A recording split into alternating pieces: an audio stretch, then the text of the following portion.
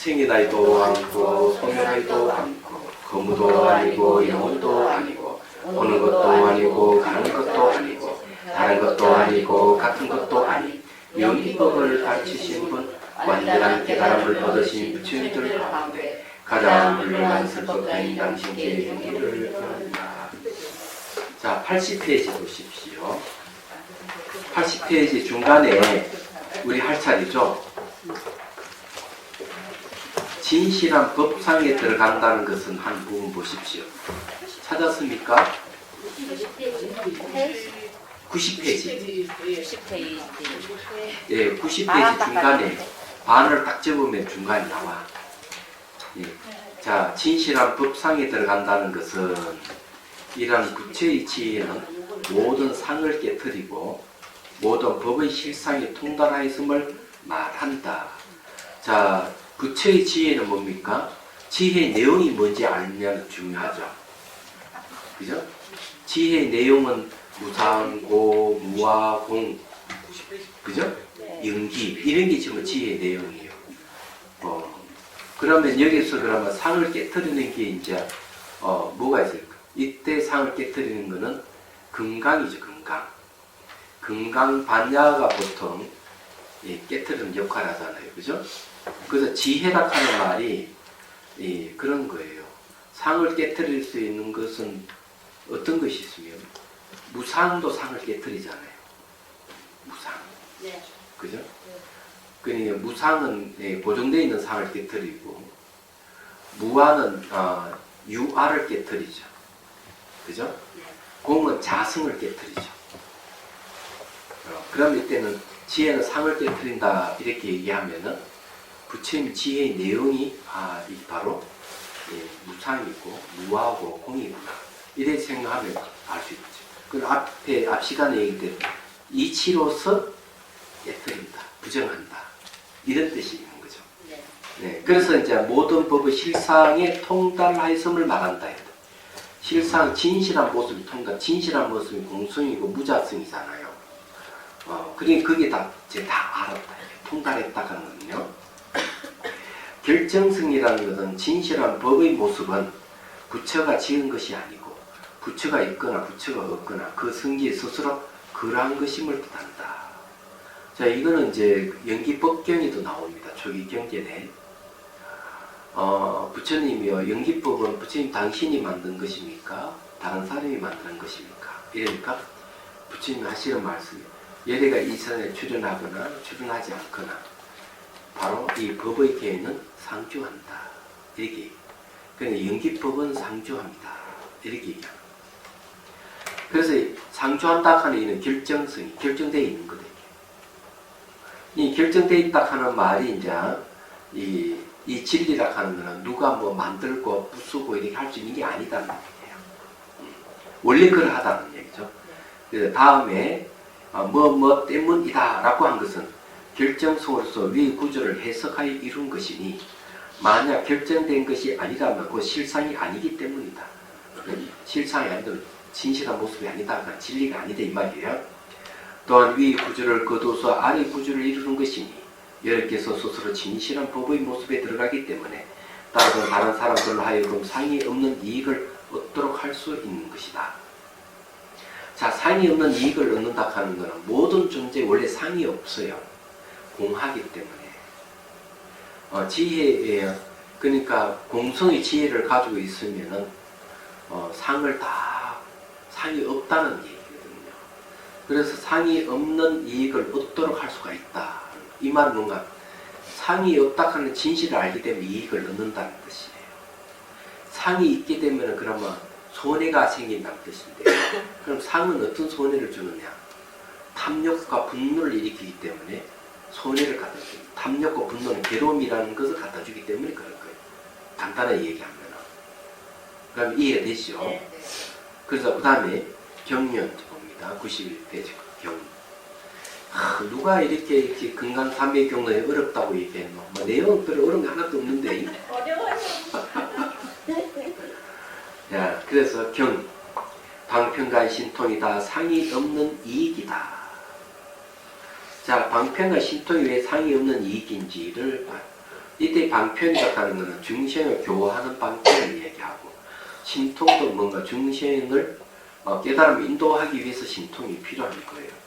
근데 이런 것은 상이 없는 이익이라고 그걸 얘기합니다.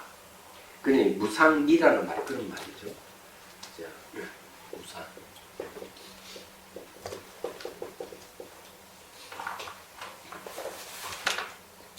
한문을 보면은 무상이, 상이 없는 이 이런 겁니다. 근데 무상을 이제 다르게 얘기하면은 진여라는 말을 씁니다. 진여. 무상의 다른 이름이 진여입니다. 그래서 이게 상이 없는 이익이란 말은 이런 소리예요. 간단하게 얘기를 좀 해보죠. 자, 이거는 요거 상이 있죠. 상이 있는 것은 부딪히면 소리가 납니다. 그렇죠. 소리가 납니다. 그래서 상에 머물지 말아라. 부처님이 늘 얘기해요. 금강경이 얘기죠. 항상 내가 베풀어도 상에 머물지 않고 베풀어라. 근데 내가 상에 머물러서 베푸는 거는 어떤 거냐면은, 왜 신문에 많이 나잖아요. 라면 박스 싹 쌓아놓고 사진 찍는 사람들. 그러니까 뭐 고안이라든지 뭐 양로원에 가가지고 라면 박스를 쌓아놓고 그 앞에 사진 찍는 사람 있잖아요. 이런 사람은 상에 머물러서 베푸는 사람이에요. 이제 그런 걸 비판하신 분이 누군가면은 성철 큰 스님이에요.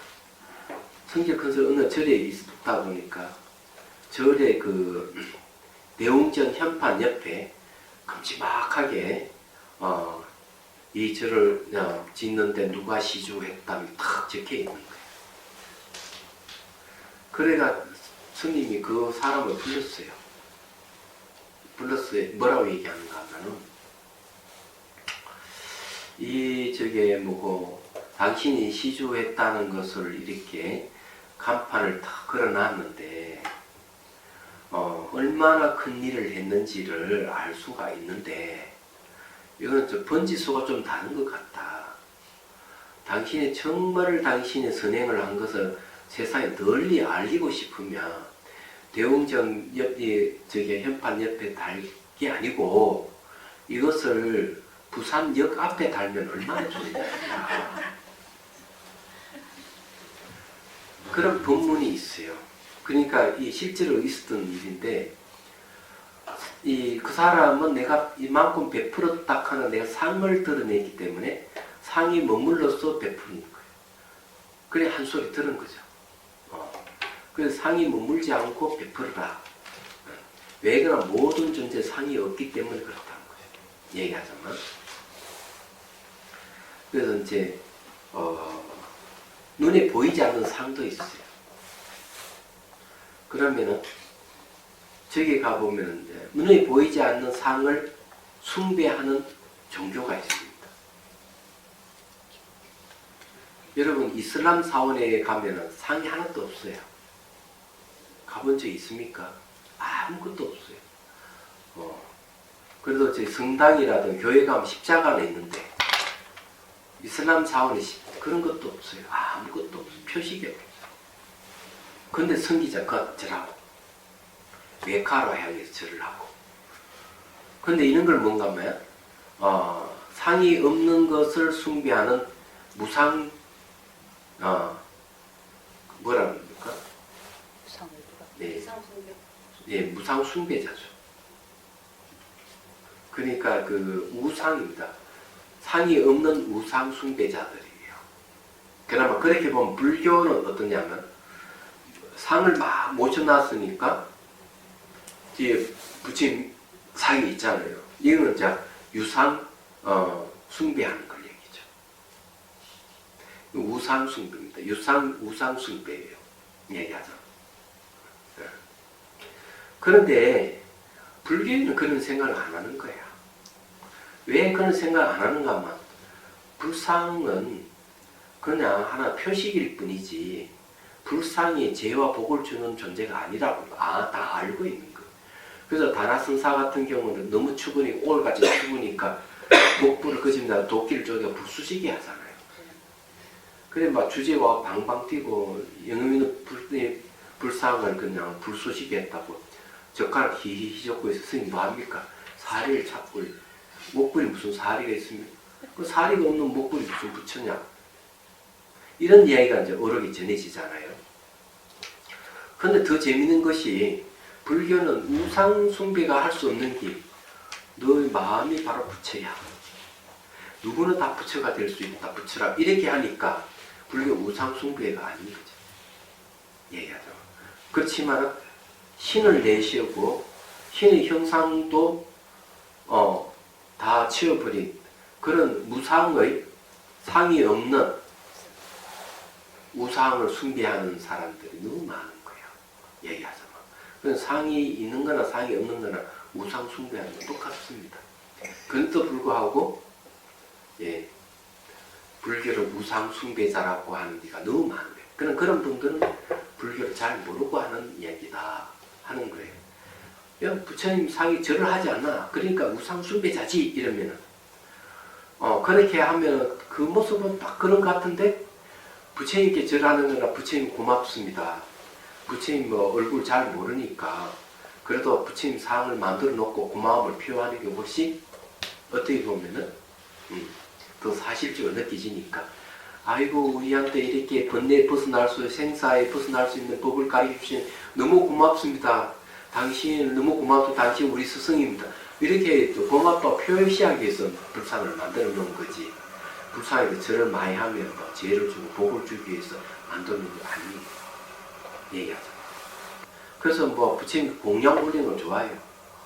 올리고 좋은데 그 불상이 죄와 복을 준다고 생각하고 올리면은 미신이 되는 거예요. 그냥 돌덩어리 갖다 놓고 절을 하고 뭐 올리는 거 똑같은 거예요. 아무 의미가 없는 것이죠. 그래서 부처님 가르침이 무엇인지를 알고 우리가 공양 올리고 이래 얘기하잖아. 그런데 이제 방편과 신통이 뭐냐? 부처님의 방편과 부처님의 신통은 전부 다 중생들을 위해서 하는 일이에요. 근데 그게 뭔가 하면 상이 없는 이익이다. 왜 상이 없는 이익인지를 원효스님의 주석을 한번 보도록 하죠. 이것은 두 번째 구절로서 다른 사람들 하여금 들어가게 하는 것이다. 방편이나 팔상의 방편이니 도솔천에서 물러나신 것으로부터 열반에 들기까지이다. 까지를 말한다. 도솔천 내용구에서 내려오셔가지고 마야 부인의 그 태 속에 이제 10달 동안 계시다가 나왔잖아요. 근데 10달 동에 들어가 계실 때도 가만히 있지를 못해가지고 선정이 들어있거나 거기서 수행하는 모습을 보이지만 어떨 때는 전 우주관에 있는 신들을 다 모아놔놓고 그니 어머니 뱃속에서 법회를 열고 그랬어요. 경전에 보면. 너무나 재밌잖아요. 다 신들을 부어놓고 앉혀놓고 법사로 법문하고. 그러니까 그 자궁이 하나의 법회장이 된 거지. 이 경전에 나오는 얘기. 이런 말 처음 들어보신 분 계시죠? 저는 처음 들었어요. 그럴 수도 있어요. 하여튼 아무튼 재미있으신 분이야. 부처님을 낳으실 때 옆구리로 나셨다는 그런 옆구리도 나오고 밑으로 나올 수 있는데 그쪽 살짝 피해가 옆구리로 나왔다 하는 것도 의미심장한 그런 뜻이 있습니다. 그 어쨌든요, 하여튼 진짜 대단하신 분이라는 생각을 해요. 그래갖고 다음에 이제 일부러 그냥 어머님이 7일 만에 돌아가시잖아요. 또 그 일부러 또 어떻게 합니까? 출가를 하잖아요. 그러니까 사대문 나가는 거 보여주고 정로변사에 대한 각성시켜주고 또 출가의 모습을 보여주고 하잖아요. 근데 이게 정말 전략입니다. 방편이라고. 그래서 해심일경의 그 성수작품에 그게 나오거든요. 그 왜 그러냐면 잘 생각해보면 그 전략이 갖고 얘기하는 건 그런 거예요. 중생을 아주 효과적으로 교화시킬 수 있는 방법이 뭘까? 그래서 태어나는 것도 왕가에 태어나고 그것도 왕이 될 수 있는 자리를 태어나는 거예요. 그러면 다 백성도 우르르 볼 거 아니에요? 우러를 보고는 딱 출발을 해버려요. 그럼 저렇게 고귀하신 분이 권력과 재산을 갖고 명예를 가지신 분을 출가를 했다니 충격을 하면 일부러 탁 매겨주는 거예요. 그 다음에 또 육령 고행을 하는 거예요. 저렇게 고귀하신 분이 뭐 때문에 저렇게 고행을 하시는가, 일부러 고행을 한번 쫙 보여주고 깨달음을 탁 얻었다 그러면 막 그때는 이제 환호를 하는 거지. 안 그래요? 그러니까 이게 매우 전략적인 방법이에요. 정신을 교화하기 위해서. 그런 깨달음을 얻었다 그러니까 막 사람들 구름같이 가는 그 기이하고 난리가 난 거지. 그는 교화하시다가 또 일부러 딱 돌아가시고. 그러니까 전부 다 막 일부러 왜 돌아가시겠어? 영원히 살 수도 있으신데. 왜냐하면 부처님 계시면 수행 안 하거든. 부처님 계시는데 수행할 필요가 없다 이러니까 일부러 죽음을 탁 보여주는 거예요.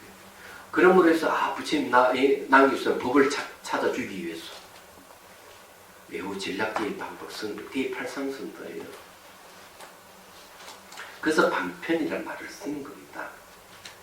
그 다음에 신통이라는 것은 6가지 신통이니 곧 삼륜으로 중생을 교화한 것이다.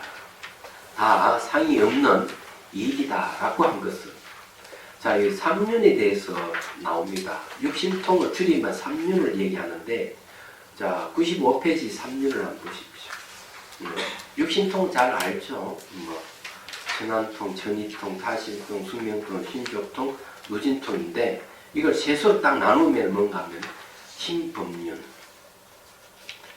교계륜, 기신륜 이렇게 나눠서 설명하고 있습니다.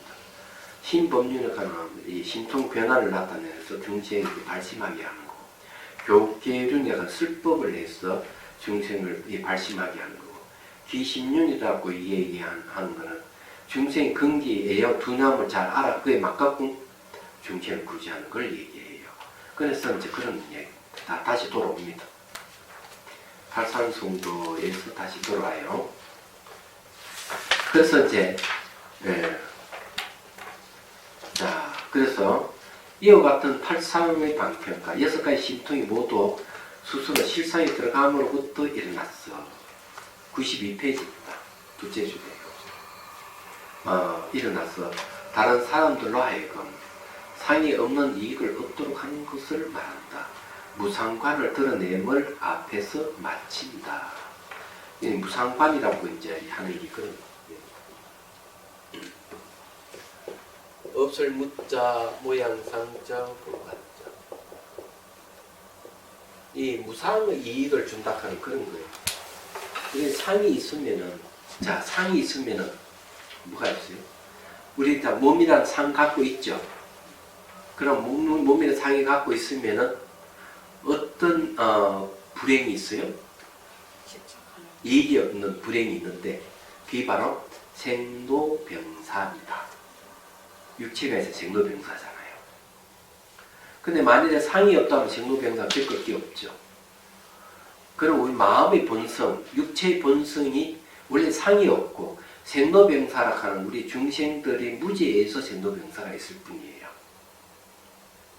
그래서 우리에게 원래 상이 없음을 가르쳐 주는 거예요.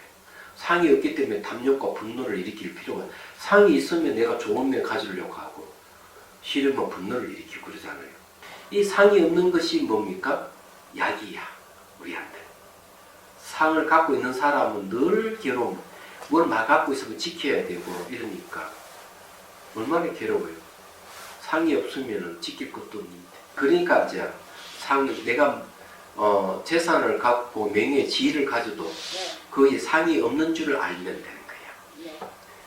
이치로 보면은 재산도 매순간 변하는 거, 명예, 이익도 변하는 것이거든요.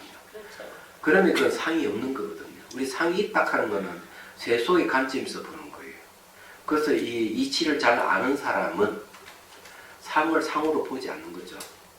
그래서 금강경이 나오잖아요. 범소유상, 계시연망, 약전재상, 비상임의 적견내리라고. 물론 모든 현상은 허망하니 상이 상 아님을 알면 열의를 보리다. 이 멋지잖아요. 이 얘기 그걸 얘기하는.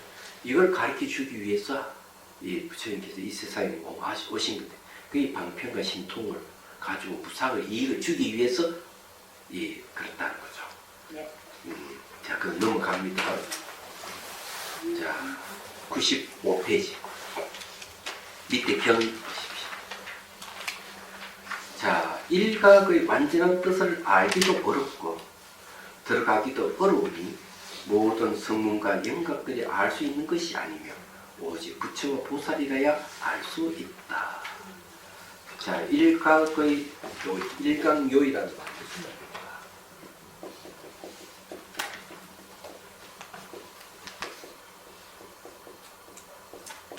자, 여기 이제 우리가 알아야 될 게 뭐냐면 우선 요이라는 말을 우선 알 필요가 있어.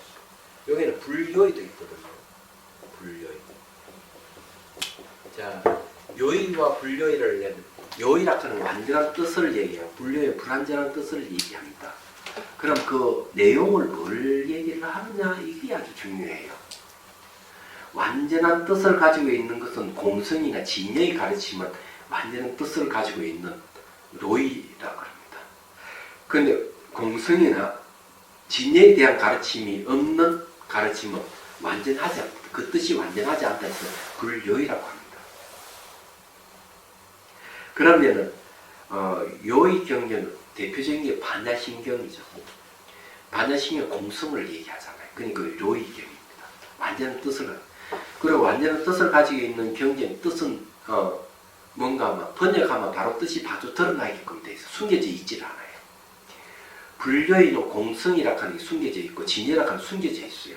그래서 그 주석을 할 때는 이 주석이 많이 필요한 것은 불교예요. 그럼 일각은 뭘까요? 일각.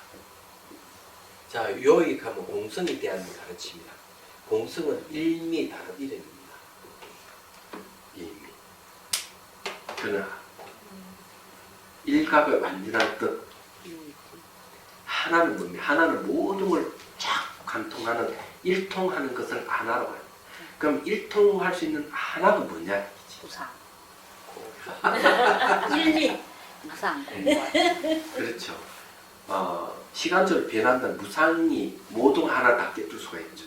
사람도 변하죠. 책상도 변하죠. 집도 변하죠. 서울도 변하죠. 지구도 변하죠. 우주도 변하니까 변하는 하나로 깨뜨릴 수가 있죠. 그런데 하나로 깨뜨릴 수는 많아요. 무아도 하나로 깨뜨리고 공성도 하나로 깨뜨리고 있죠. 얘기하죠. 그럼 하나를 깨뜨리는 게 일입니다. 그러면 일이라 하는 게 알겠죠. 모든 존재의 본질이죠. 본성이죠. 바탕입니다. 하나라는. 그러면 각이 뭐냐? 깨달을 각인데 여러분 우리가 그걸 배웠잖아요. 앞에 이제 뭘 배웠는가 하면은 진신직설을 배웠잖아요. 진신직설 마음의 본성, 존재의 본성을 뭐라고 보리라고 했습니다. 예. 보리. 예. 이 보리라 하는 건 번역하면 깨달을 각입니다. 그 다음에 또 보리 다른 이름이 원각이라는 말이죠. 원각. 또 이 다른 이름을 이제 법계라고 하죠. 법계. 예. 또 진여라고도 얘기하죠.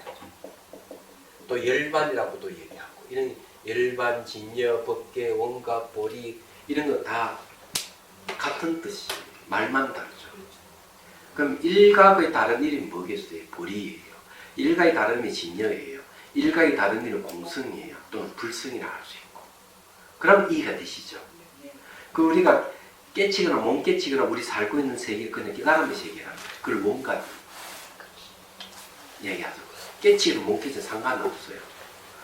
쉽게 말해서 우리가 깨닫거나 못 깨닫거나 참마음의 체용으로 이루어진 세계, 우리 살고 있는 세계가.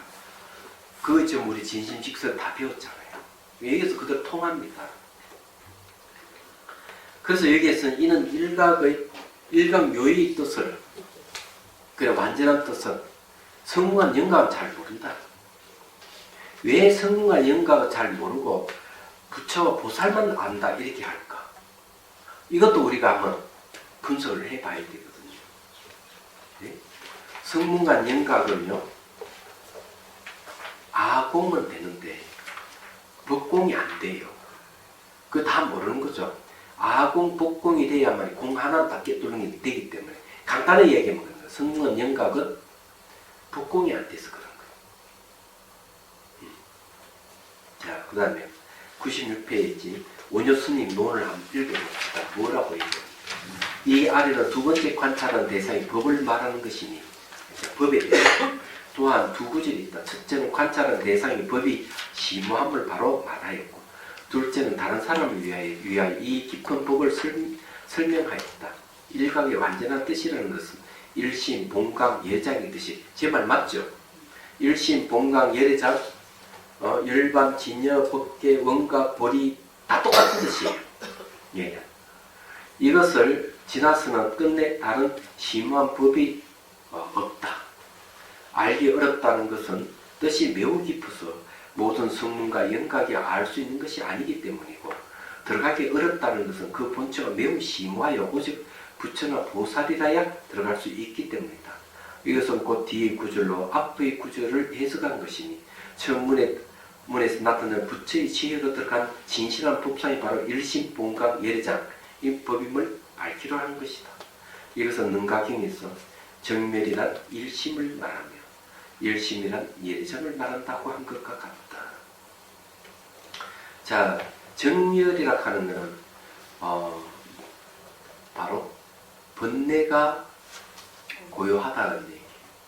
멸이라고 하는 것은 고통이 소멸했다는 뜻이 있어요. 그래서 합해서 정멸인데 정멸이 다른 이름이 뭡니까? 열반입니다. 얘기하자면. 근데 여기서 정멸이라 하는 것은 뭘 얘기하면 일심 한 마음을 얘기한다. 일심. 그러니 일심 일이 뭡니까? 하나로 관통한 것. 그게 전부 다 마음이다. 우리가 이제 보죽사께서 얘기하듯이 강이니 바다니 산이니 일체 모든 것이 참 마음의 체와 용이다. 이렇게 얘기했잖아요. 그걸 한마디로 하면 일심 한 마음이다. 이렇게 얘기할 수가 있어요. 근데 일심은 먼저 열애장을 얘기한다. 자, 열애장은 어떤 뜻이 있는가 하면요. 열애장은 말이죠. 열애가 감춰져 있는 걸 얘기합니다. 열애장. 그러니까 누구나 부처가 될 수 있는 그러니까 열애 속에 중생이 태아로서 있는 것. 이게 이제 법신편만의 뜻으로 얘기를 하고 있죠. 그 다음 중생 속에 부처가 태아로 있는 것. 이건 진여가 차별이 없다 그런 뜻이 있죠. 세 번째 종성이라 해가지고 누구나 부처가 될 수 있다. 이 세 가지 뜻을 갖고 있는 게 열애장이라고 합니다. 근데 이 열애장이 알고 보니까 일심이에요. 열애장이 알고 보니 정멸이에요. 예. 그런 걸 얘기한 거죠. 그래서 이제 이 글에서 진실한 법상이라는 것은 법의 모습이 정멸의 뜻이고 일각의 완전한 뜻이라고 한 것은 곧 일심 예장의 뜻이니 법화론에서 모든 부처와 열애는 저 법의 구경의 실상을 아니고 진실상이란 열애장 법신의 체가 변하지 않는다는 뜻을 말한다. 자, 열애장과 법신의 다른 이름이 뭡니까? 법신도 진여, 원각, 법계 이런 말이 다른 이름이에요. 얘기하지 마. 근데 여기에 이제 이 열애장 법신의 체가 변하지 않는다는 뜻을 말한다. 변하지 않는 건 뭡니까? 불변을 얘기해요. 불변은 공성을 얘기합니다. 공성은 불변이에요. 그렇기 때문에 열애장과 법신이 그 본체라 하는 것, 뒤에 있는 공성을 얘기해요. 그렇기 때문에 모든 존재가 그러니까 이 삼남만소 온 우주계가 전부 다 열애장이고 그냥 법신이에요. 그 체가 변하지 않는 하는 텅 비어 있기 때문에 그렇다는 거예요. 얘기하자면. 그 한 것 같다. 이제 이 경에서 일각이라 하는 것은 일체 모든 법 오직 일심일 뿐이고 모든 중생 하나의 본각이니 이런 뜻의 일각이라고 한 것이다. 아래에서 설명하는 중에 다시 분별할 것이다. 자, 여기 중요한 건 모든 중생은 하나의 본각이다. 자, 이걸 이제 해설을 해드릴게요. 멋지게 해드려야 안 되겠어요, 그죠? 네. 자, 중요하잖아요. 본각이 중생이다. 공갈공갈한. 이런 말을 자, 모든 중생은 본각이다 이랬어요. 모든 중생은 본각이다. 그럼 중생은 별 볼 일 없는 존재인데 대승기 신호는 중생은 일심이다 이랬어. 이런 본각이 일심이는 같은 뜻이거든요. 이 말은 말이죠. 중생은 중생이 아니다 이런 소리.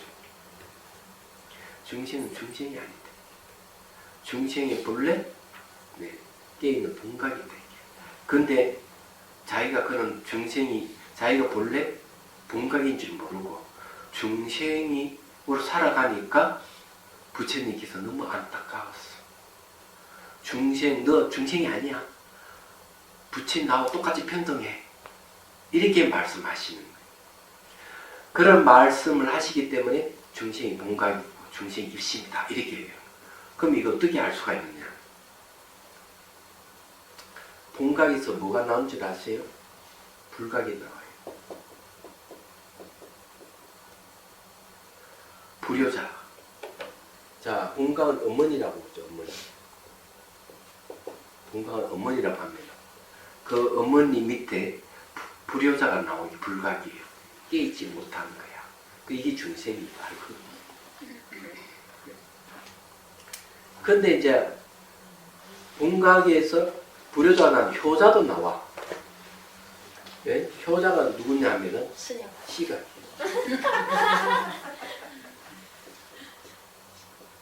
이 불각이 있으면 항상 괴롭잖아요. 괴로우니까 괴로움에서 없애는 마음이 탁 튀는, 비로소 깨달아가는 마음이. 그래서 효자가 불효자를 없애는 거예요. 탁 없애니까 이 시각이 누구야? 자식이잖아, 자식. 자식이 다시 본각으로 돌아가는 거예요. 돌아가면 이제 이걸 구경각이라고 해요. 구경의 깨달음이라고 얘기하는 겁니다. 그래서 모자가 서로 만나게 됐어요. 그래서 모자상봉이에요. 이게 모자상봉의 깨달음이에요. 근데 여기에 특히할 말이 뭡니까? 본각에서 불각, 시각이 다시 본각으로 돌아갔죠. 그래서 결국 본각이, 중생이 본각이라고 얘기하는 것은 본각이 바로 알고 보면은 부처다 이렇게 얘기하는 거예요. 그렇기 때문에 중생은 얼마든지 이렇게 집 나간 자식이 막 그냥 집 나가가지고 온갖 고초를 당하다가 다시 집으로 돌아오듯이 중생은 반드시 부처가 될 수 있다 하는 뜻이 안에 들어가 있는 거예요. 집 나간 자식이 집으로 돌아온 이야기는 도파경 신의 품이 나오잖아요. 근데 자기 집에서 나와 집으로 되돌아갔죠. 그럼 우리도 막 불각이 깨있지 못한 상태에서 아이고 중생하고 살아가지만 우리 본래 집은 본각이야. 그래서 본각으로 돌아갈 수 있는 거예요. 그래서 여기서 이야기하는 뜻이 뭔가 하면은 첫 번째 뜻은 중생이 부처가 될 수 있다.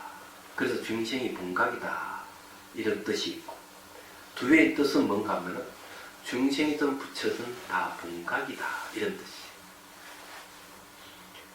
그렇기 때문에 본각인 중생은 아이고 괴로워 하다가 어느 순간 깨닫고 보니까 본래 괴로움이 없고 본래 중생이 없다 하는 걸 알게 되는 거예요.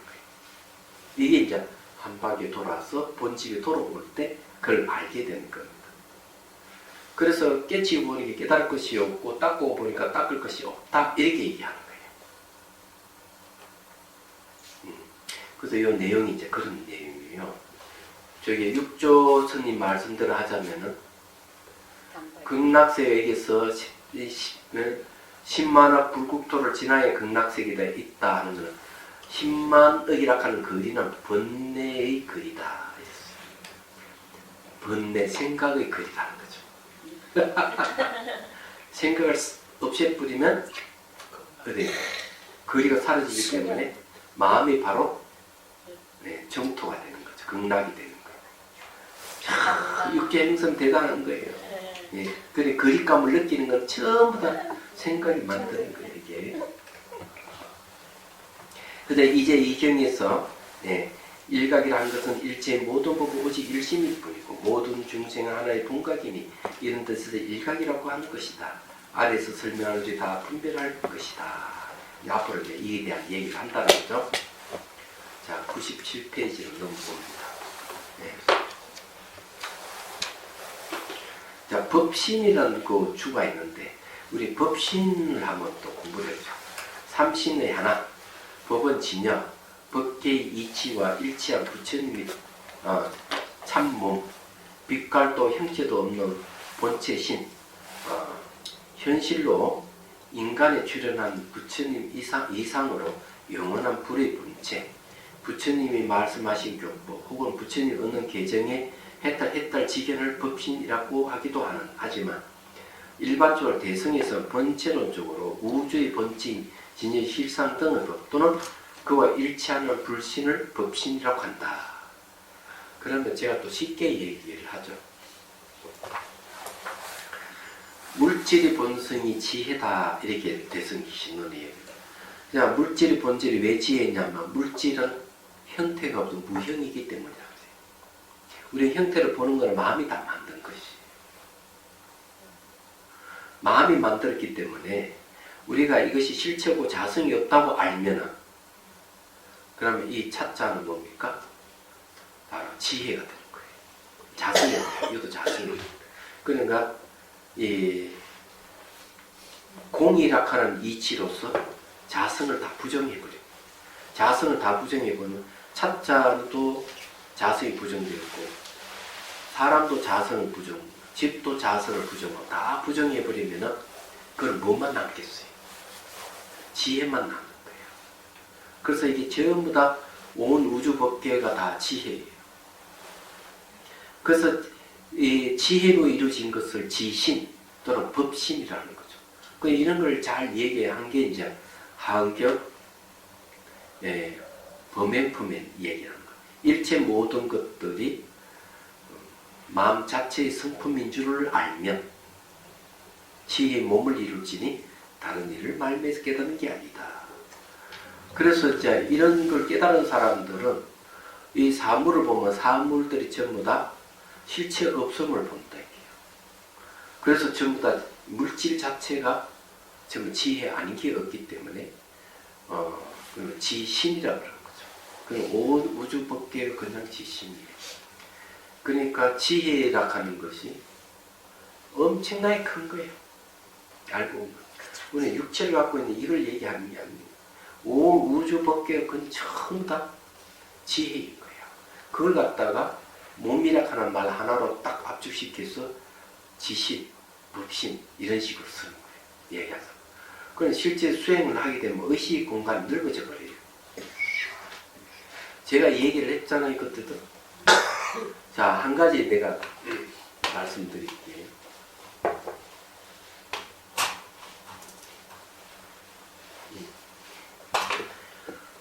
저는 여기 앉아서 저기 서울역을 보고 있어요. 광화문도 보고. 제가 이쪽에 왔다 갔다 한 동네는 다 보여요. 그러면 그 보는 게 뭡니까? 상이잖아요, 상. 이미지죠, 이미지.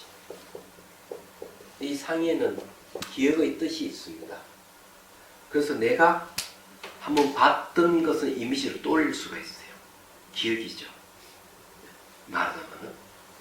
그럼 내 이미지를 떠올려서 내가 보고 있다. 그러면 이 기억이라 하는 이미지를 매개로 하면은 의식을 무한하게 확장시킬 수가 있어요. 내가 달을 생각하면 의식이 달까지 의식 영역이 커져버리는 거예요.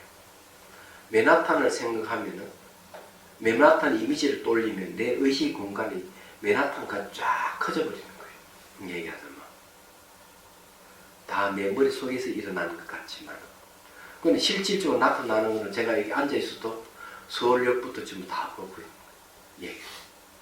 그러기 가능해진다. 수행을 하게 되면은 그런 게 가능해집니다. 그때도 제가 얘기했지만 이걸 탁 던지면은 이것이 벽에 부딪힐 때 감각은 저 벽에서 나타난다. 그래서 이런 도구를 이용하면 의식이 확장이 된다는 거예요. 마찬가지로 기억이라 하는 도구를 이용하면 의식은 무한 확장이 가능해져. 얘기하죠. 그게 현실적으로 똑같은 게 나타납니다. 여러분 그 VR이라고 하는 가상현실이 있잖아요.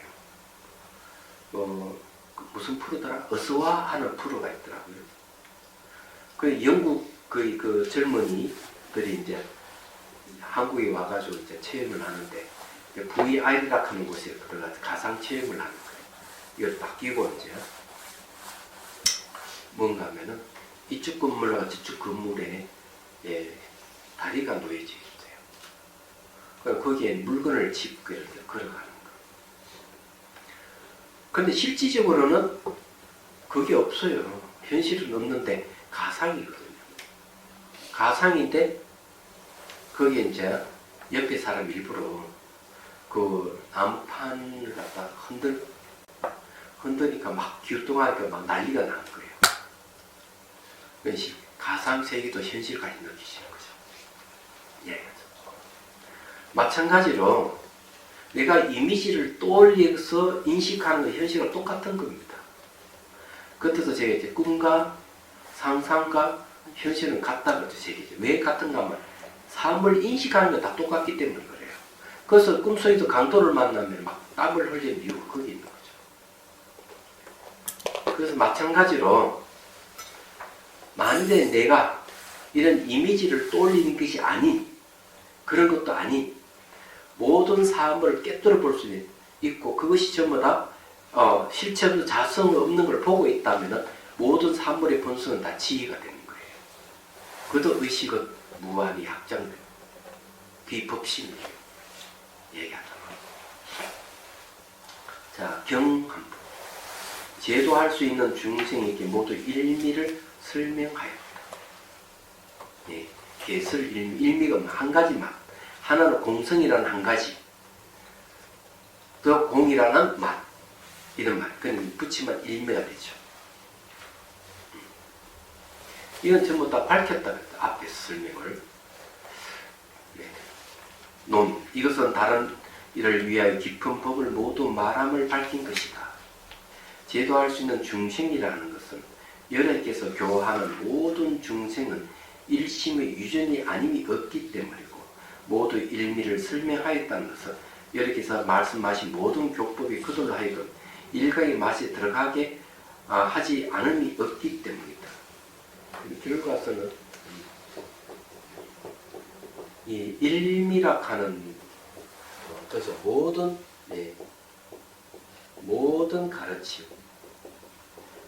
가르침은 전부 다 일미로 다 들어간다는 거죠. 자, 일심에는 두 가지가 있어요. 힘진여가 있고요. 힘생멸이 있는 거죠. 그래서 이제 하나의 둘이 있다는 거죠. 이 진여라고 하는 것은 불변 바뀌지 않는데 생멸이라고 하는 건 바뀌는 겁니다. 이거는 그래 인연을 따르는 모습을 갖고 있죠. 수연입니다. 불변 수연. 이게 일심이에요. 이게 하나예요. 자, 불변은 뭡니까? 모든 죄의 자성이 없는 비에 있는 것은 전부 다 바뀌지 않는 거예요. 바뀌지 않는데 우리 눈에 보이고 들리는 세계는 인연 따라서 매 순간 일어나고 이루어지고 하잖아요. 근데 이 둘이 아니에요. 바탕이 비어있기 때문에 온갖 차별 경계가 다 일어나는 거예요. 바탕이 비어있다 하면 결정되어 있지 않기 때문에 인연을 모습을 계속 가지고 있는 거예요. 인연을 모습 가지는 자체가 다 자성이가 비어있기 때문에 인연을 모습 다 가지는 거예요. 캠퍼스가 비어있기 때문에 온갖 그림을 다 그린다 그러잖아요. 이게 심리경에서 하는 얘기, 똑같은 얘기예요. 그래서 모든 가르침에서 벗어나지 않는다고 이렇게 얘기하는 거예요. 말하자면. 그래서 일미를 다 설명하였다. 이렇게 얘기하는 거예요. 그게 이제 일심 일미예요. 그래서, 여러께서 말씀하신 모든 교법은 그들로 하여금 일각의 맛에 들어가게 하지 않음이 없기 때문에 일각은 뭐고 일심이 다른 이름이에요. 일미 다른 이름이고. 이것은 모든 중심이 본래 일각이지만 단지 무명 때문에 몽상을 따라 유전하다가 모두 열의 일미의 설법을 따라서 마침내 일심이 근원으로 돌아가지 않음이 없음을 밝히라는 것이다. 이것도 뭡니까? 집 나간 자식이 다시 집으로 들어와. 육면 때문에 집을 가출했다가 너무 괴로우니까 그 괴로움 속에서 뭐가 생깁니까? 괴로움 없이 하는 마음의 작용이 생기는데 그것이 일미예요. 그래서 다시 집으로 돌아오는 거예요. 이게. 일심이 그녀 돌아갈 때는 모두 얻은 바가 없기 때문에 일미라고 하는 것이다. 그것이. 자, 얻을 바가 없다 하는 뭡니까? 모든 존재에 얻을 바가 없다. 얻을 바 없는 그것은 하나예요. 그죠? 그것은 일입니다. 얻을 바가 없는 그것이 맛이에요. 그게 일미예요. 한 맛이라는 거죠. 모든 것을 얻을 바가 없다 하는 무소득이잖아요.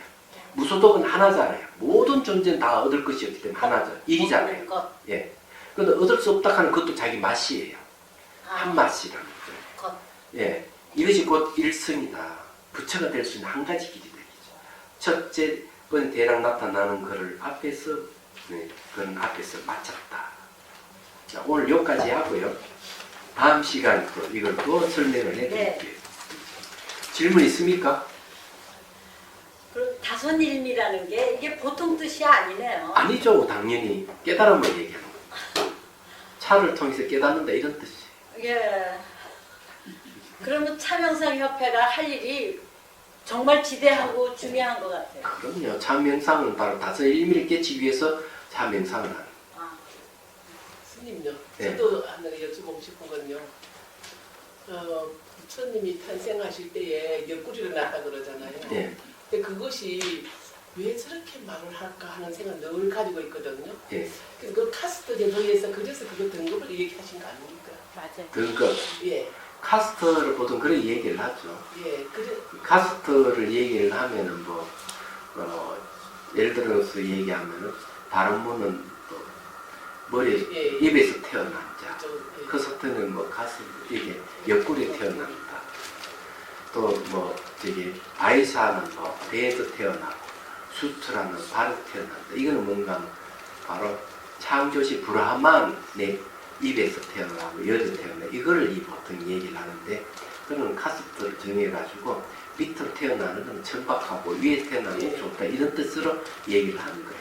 예, 그래서 좀 차라리 시대적으로 요즘 다 그렇게 얘기하면 알아들을 수 있는데 어떤 스님이 법문을 하는데 그때 뭐 당시에 수술을 했는데 저도 이렇게 말씀하시는데 그 카스트 제도를 알고 난 다음부터 왜 그렇게 말씀해야 될까 그런 생각이 좀 늘 가지고 있었거든요. 그러니까 출가자는 승려는 많이 알아야 돼요. 그래야 이제 스승으로서 제 역할을 하죠. 그래서 잘못 알면 항상 잘못된 정보를 갖고 얘기할 때는 처음에는 못 모르고 하다가 뒤에 가면 부끄러워지는 거죠.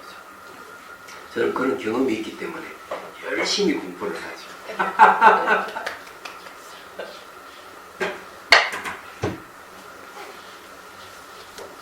해양이 하겠습니다. 중생들을 과외로운 마음으로 깨달음의 경수를 이룰 때 때까지 법과 승부에 항상 기이합니다. 지혜와 자비를 갖추고 이정을 위해 노력함으로써 부처님 앞에 머물겠습니다. 원만한 보심을 일깨우겠습니다. 공개가 있는 한 중생이 있는 한 저도 함께 따라 머물며 중생의 고통을 없애는 자로 남겠습니다. 감사합니다.